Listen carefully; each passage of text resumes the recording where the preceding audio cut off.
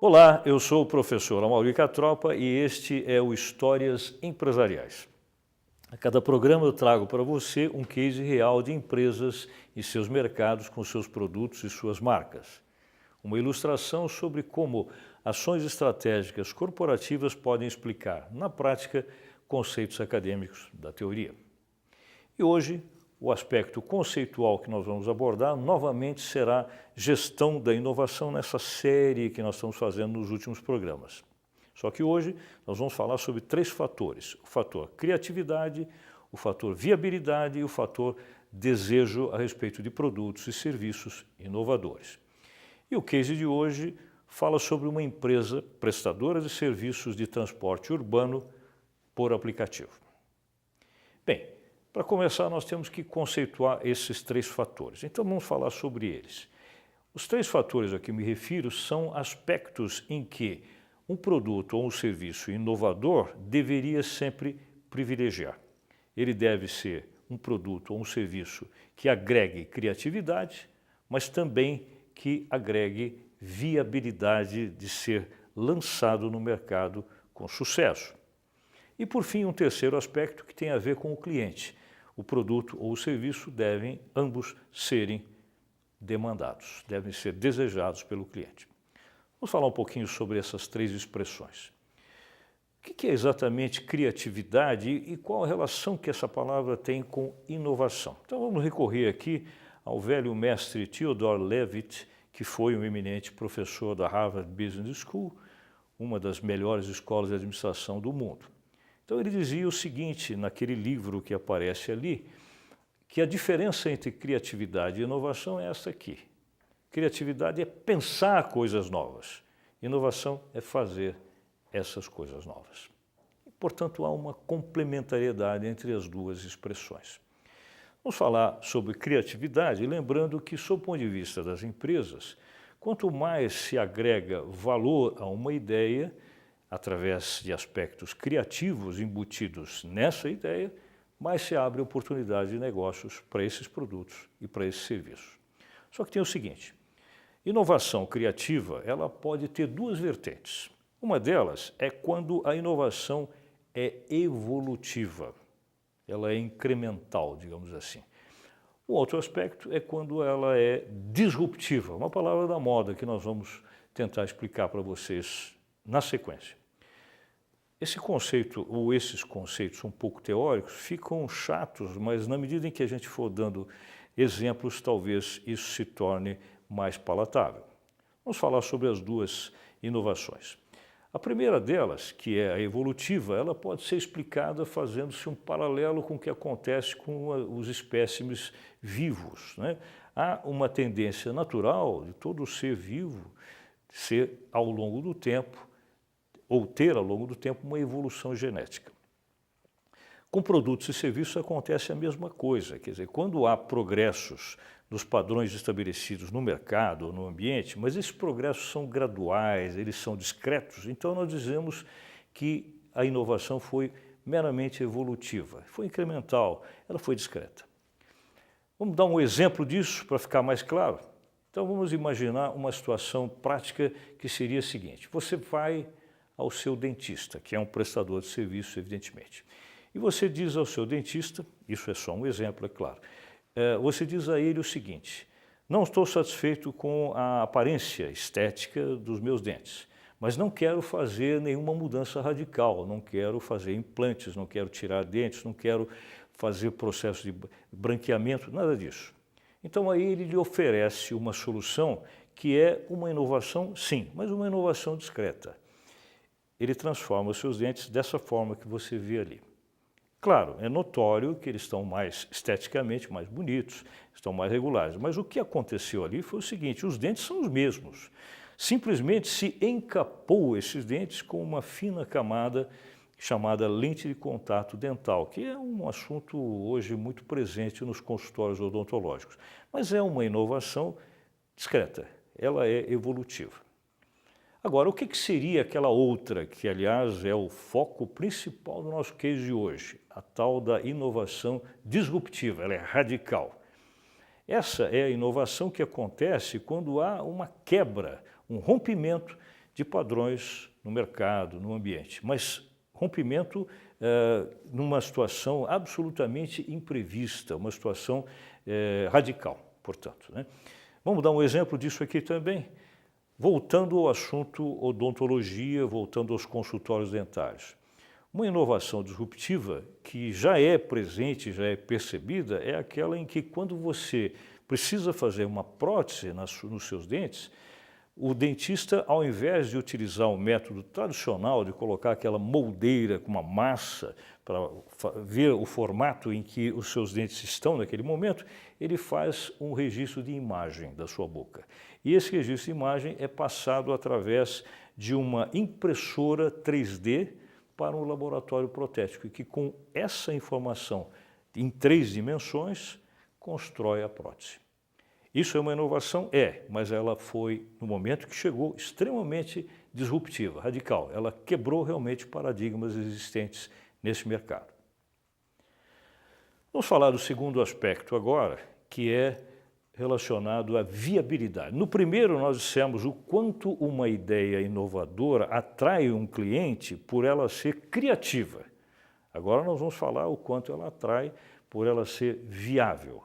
Se bem que esse aspecto interessa mais, digamos, ao planejamento interno das empresas quando desenvolvem seus produtos e ou seus serviços.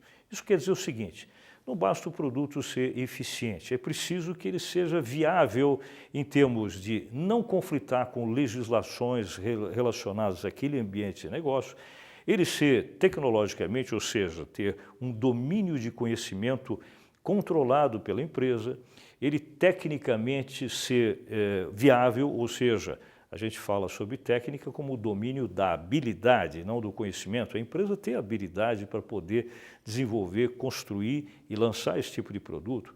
Econômica e financeiramente viável significa a empresa ter condição de bancar financeiramente o desenvolvimento e o lançamento do produto. Em termos operacionais, ela ser capaz, nas suas instalações fabris, de produzi-lo. E em termos mercadológicos, ela saber como encontrar o cliente e como vender para ele. Essas são as principais relações de viabilidade que existem entre uma inovação e um produto criado a partir dessa mesma inovação. Vamos dar um exemplo sobre viabilidade, um exemplo bem simples, mas acho que fácil, mesmo sob o aspecto, digamos assim, da visão artística do exemplo. Por que artística? Nós estamos falando de um artista chamado Leonardo da Vinci, né? Embora ele tenha sido um artista, ele foi também um cientista, a gente sabe disso. Esse desenho que vocês estão vendo aqui foi feito por ele, né, no ano de 1483. Ele havia desenvolvido uma ideia. Essa ideia era, sem dúvida nenhuma, uma ideia criativa. Ele havia criado um conceito, pelo menos na teoria, sobre uma coisa que, a título de exemplo, é claro, nós chamamos hoje de paraquedas. Ele criou uma ideia sobre como deveria ser um paraquedas. Mas essa ideia, embora criativa, ela nunca se transformou, pelo menos não naquela época, em uma inovação. Por quê? Porque não era viável. E não era viável por quê? Construindo-se esse conceito que ele havia desenvolvido na teoria, o paraquedas pesaria cerca de 90 quilos, era feito de madeira. Quer dizer, um paraquedas com esse peso não iria funcionar. Foi necessário passar 4 séculos para que essa ideia se tornasse então viável, quando se criou o nylon. Isso só aconteceu em 1935, a partir daí foi possível construir aquela ideia do Leonardo da Vinci usando uma matéria-prima leve. Quem desenvolveu isso foi uma empresa chamada DuPont. Entre a viabilidade e a realidade, passou-se aí um período longo. O terceiro aspecto a ser mencionado tem a ver com a demanda. O que isso quer dizer? Não basta que o produto seja criativo e que ele seja viável. É preciso que haja clientes ou hajam clientes interessados no seu consumo, na sua obtenção, na sua utilização. O interesse do cliente representa a demanda que pode e deve ser medida através de pesquisas. Sem isso, evidentemente, uma inovação não terá futuro. Vamos dar um exemplo sobre demanda. Um exemplo recente. Uma das maiores indústrias produtoras de refrigerantes no mundo, a PepsiCo, fabricante, entre outros, da Pepsi-Cola, no ano de 2005 fez uma pesquisa e constatou que havia uma nova demanda sobre refrigerantes que não vinha sendo atendida por ninguém. Então, ela observou que essa nova demanda, principalmente de pessoas mais jovens, estava relacionada ao interesse em consumir refrigerantes que tivessem menos ou nenhum açúcar, que não tivesse corantes e que tivesse um volume de gás muito menor. Então, o que ela fez? Ela pegou um produto que ela dispunha no seu portfólio lá nos Estados Unidos e eliminou o açúcar, reduziu o gás, retirou corantes e o produto foi esse aqui. Era um refrigerante chamado 7-Up. Ao fazer essas mudanças em cima deste produto, ela criou outro. E esse outro criado simplesmente acabou abrindo espaço para um novo segmento de negócios. Ou seja, o novo produto criado saiu do segmento chamado segmento de refrigerantes e foi para um outro ambiente que não existia até então, chamado de segmento de águas aromatizadas. E o produto sobre o qual nós estamos falando é esse aqui. H2O foi e é um enorme sucesso, principalmente porque inovou em função de uma percepção adequada de uma nova demanda. Bem, vamos começar a história de hoje. Nós vamos falar sobre um fato que começou a acontecer num dia chuvoso na cidade de Paris. Isso foi exatamente em 2008, portanto, uma história recente. Nesse ambiente, nesse cenário, dois rapazes, dois engenheiros de computação americanos, esperavam por um táxi. E o táxi não chegava. E eles tomando chuva. Esses dois rapazes se chamavam Travis Kalanick e Garrett Camp. De tanto eles esperarem em vão por esse táxi, eles começaram a discutir soluções para isso, mas não especificamente só para eles, mas para quem quer que precisasse de um táxi, tivesse pressa e quisesse uma obtenção desse serviço de uma forma mais eficiente. A ideia desenvolvida por eles, e evidentemente que os dois usaram os seus conhecimentos científicos sobre tecnologia da informação, foi, tanto Travis Kalanick como Garrett Camp, foi a de ter uma solução que utilizasse smartphones, os seus celulares, para poder acessar a esse tipo de serviço. A ideia especificamente de Kalanick foi que no seu celular ele pudesse ter um aplicativo que com um simples toque, sem precisar conversar, sem precisar fazer uma ligação telefônica, ele acessasse o serviço e fosse atendido por ele. O serviço, evidentemente, de táxi. Outra coisa importante que ele, Kalanick, imaginou foi que nessa comunicação não haveria, como acontece em outros serviços de chamada de táxi, aqui no Brasil, por exemplo, com o 99 táxi, que é muito conhecido e muito utilizado, não houvesse a identificação dos números dos celulares envolvidos, nem de quem está pedindo o táxi e nem de quem vai atender a esse pedido. Isso daria maior privacidade às pessoas envolvidas, o passageiro e o motorista do táxi. Os dois voltaram a discutir como é que eles poderiam viabilizar a ideia e, especificamente, o Garrett Camp foi quem desenvolveu o aplicativo. Esse aplicativo funcionaria da seguinte forma: com um toque, simplesmente, na tela do smartphone, o motorista que estivesse mais próximo desse local seria acionado e, através do GPS incorporado ao aplicativo, ele saberia identificar aonde estava esse cliente, que receberia, evidentemente, uma senha pelo aplicativo para se identificar, para se certificar que realmente esse era o usuário que havia demandado aquela corrida. A partir dessa ideia, Kalanick, que foi a pessoa que comandou essas operações, acabou fundando uma empresa. Essa empresa passou a atuar no segmento de transporte de passageiro por demanda, ou seja, através especificamente do aplicativo para atendimento de um cliente numa determinada situação em particular, num certo momento. Quando eles começaram a atuar assim, e o Garrett passou a ser sócio dele nessa empresa também, no início eles atendiam somente utilizando o padrão ou carros de alto padrão, como se fossem táxis de luxo. E a forma de pagamento estava incorporada através de meios digitais ao próprio sistema, ou seja, quando o serviço, uma vez solicitado e prestado e concluído, automaticamente o débito relacionado a isso era lançado na conta do usuário sem que ele necessitasse utilizar fisicamente nem do dinheiro nem do cartão. E assim surge uma empresa que acabou fazendo a tal da inovação disruptiva sobre a qual eu estou falando a vocês, de forma muito radical nesse mercado de transporte de passageiros por demanda. Nós estamos nos referindo a uma empresa que no primeiro momento chamou-se Uber Cab.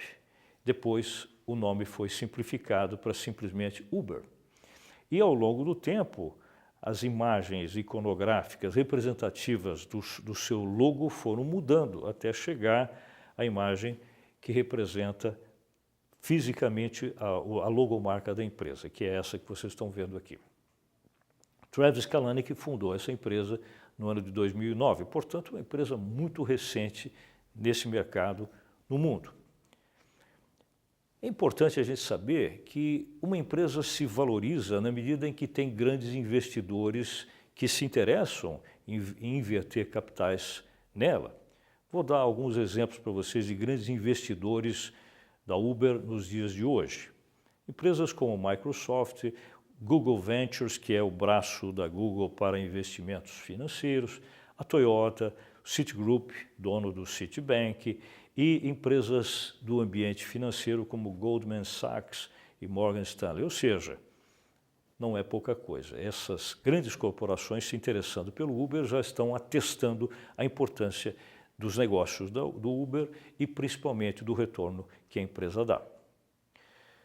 Uma das melhores soluções que o Uber criou, e criou só 3 anos depois, foi o UberX, que esse sim revolucionou de forma muito mais disruptiva o mercado de táxis no mundo, ou seja, quando ele abriu a possibilidade de motoristas autônomos se cadastrarem, são chamados motoristas parceiros, utilizando seus próprios carros e prestando serviços para a Uber.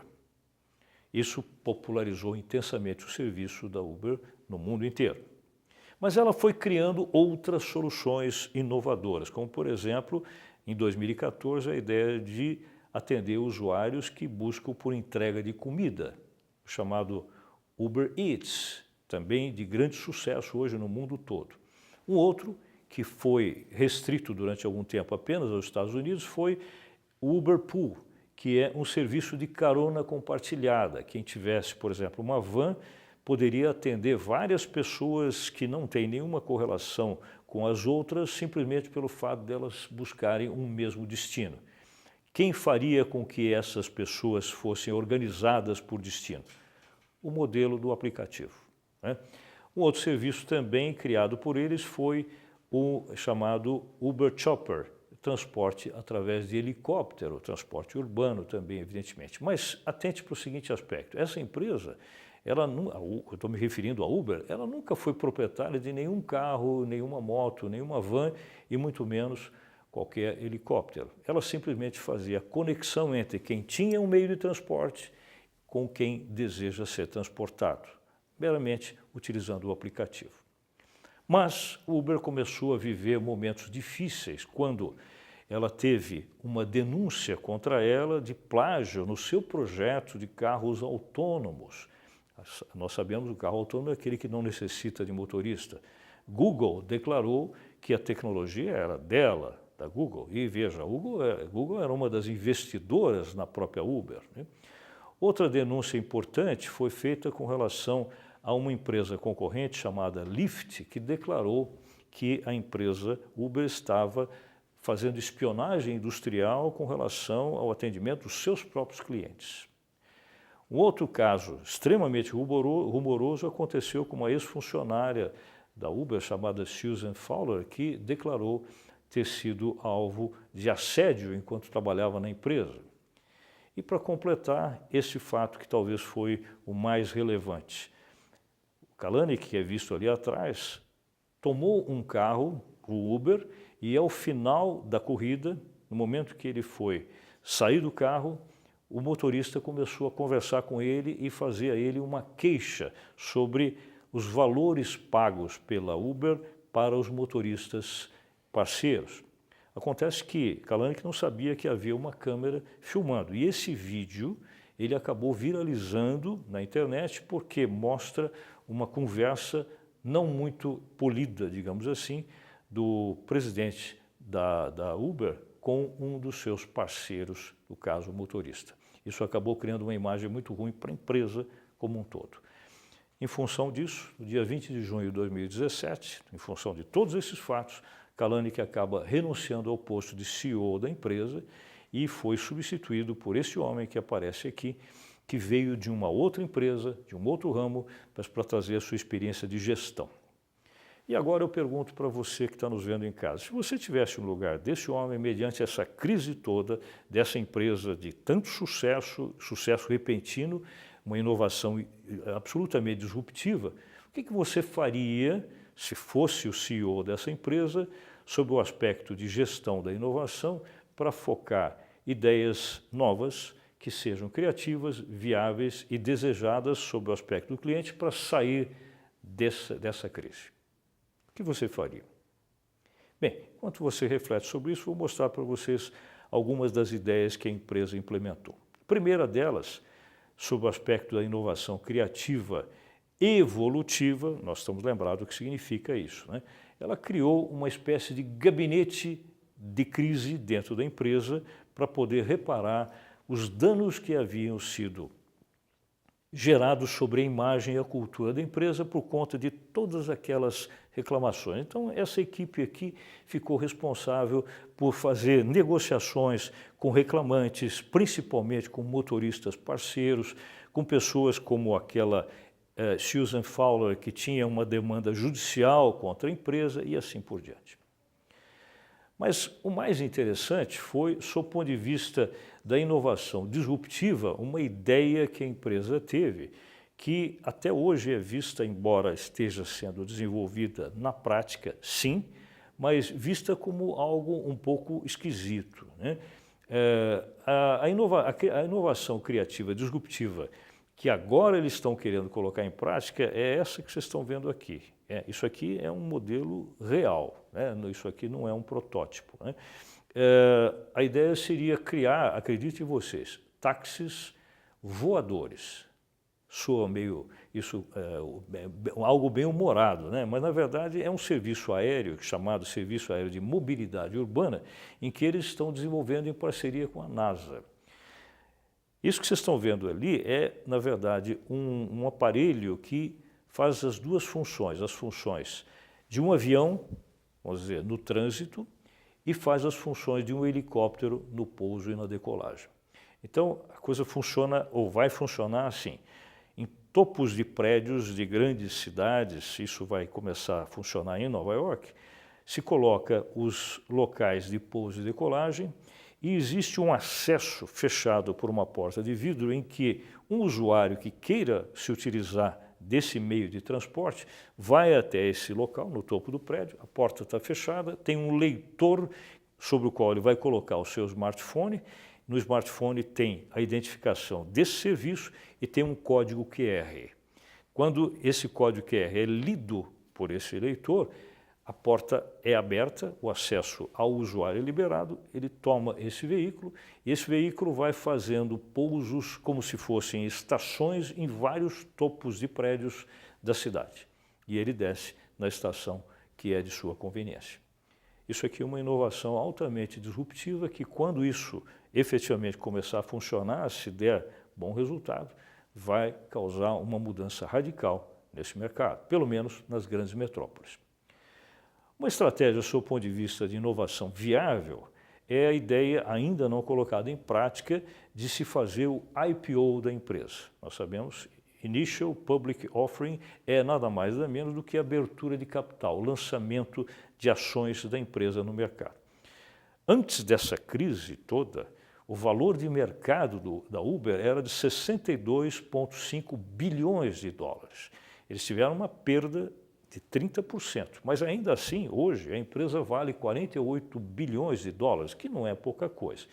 Eles imaginam que com o lançamento das ações no mercado, talvez esse valor da empresa cresça e cresça rapidamente. Então também é uma estratégia, sob o ponto de vista de valor, considerada viável. Uma outra coisa importante também é que a empresa resolveu ressuscitar os seus investimentos com relação ao carro autônomo, que em função daquela crise, aquela denúncia da Google, havia sido temporariamente suspenso.